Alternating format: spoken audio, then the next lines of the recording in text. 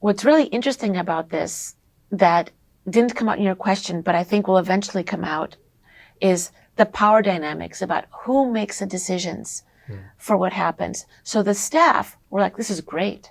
You know, I can now eat lunch and I don't have to be there at lunch to give medication. The people that, whose data was being used, were not so happy about this, but they didn't have much of a say in it in the beginning. In the context of how do you design a tool, there's power dynamics there too, right?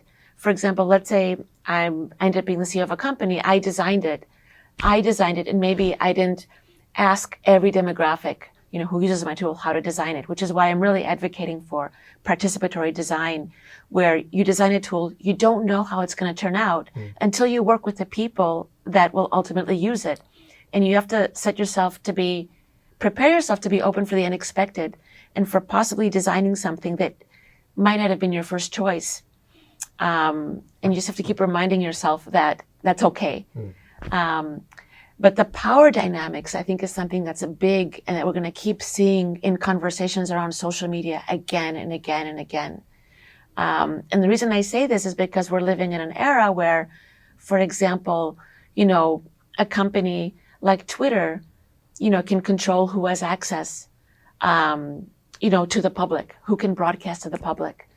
We're living in an era where we have lots of people who use medical devices, and the algorithms behind these devices are proprietary, and they can't question an outcome of these devices.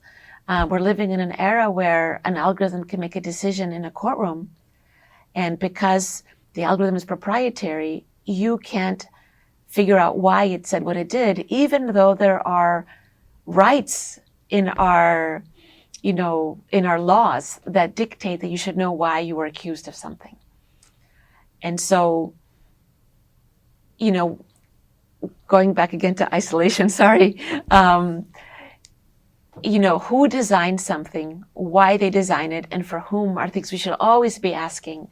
And oftentimes I see isolation happening when something was designed without input from the people who use it.